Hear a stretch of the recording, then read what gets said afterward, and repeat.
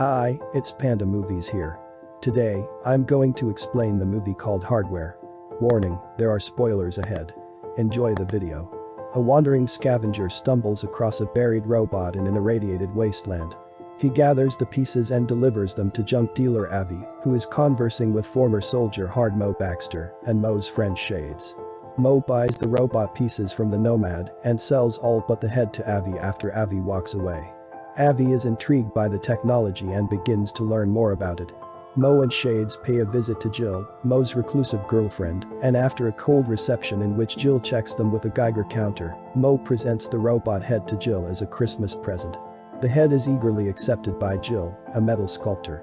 They have loud, passionate sex after Shades leaves, unaware that their foul-mouthed, nasty, voyeuristic neighbor Lincoln Weinberg is watching them through a telescope.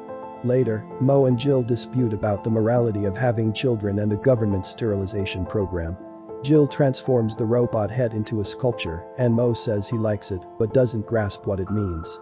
Jill, frustrated, claims it means nothing and objects to Mo's suggestion that she create more commercial art to sell. Alvy interrupts them, urging Mo to return to the shop because he has crucial news about the robot, which he describes as an Mark-13. Mo checks his Bible before leaving and finds the phrase, "No flesh shall be spared" under Mark 13:20, leading him to suspect that the robot is part of a government plot to exterminate humans in order to address the planet's severe overpopulation crisis.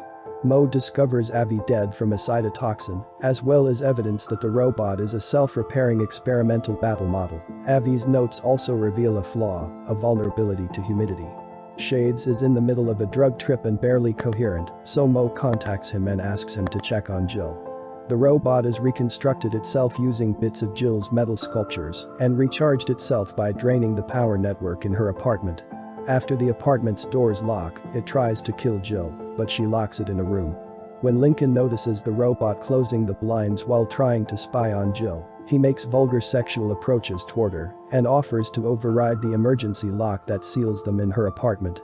Lincoln dismisses her warnings about a killer robot, and the Mark-13 brutally kills him when he tries to open Jill's blinds, so he may better spy on her. Jill rushes to her kitchen, reasoning that the robot's infrared vision will be blocked by her refrigerator.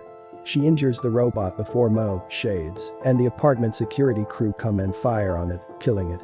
The Mark-13 drags Jill out a window as she and Mo embrace, and she crashes into her neighbor's apartment. Jill returns to the second floor to assist Mo, who is alone with the Mark-13. Mo engages the robot in fight, overconfident, and the robot injects him with the same toxin that killed Alvy. As he dies, Mo feels ecstasy and a sequence of hallucinations.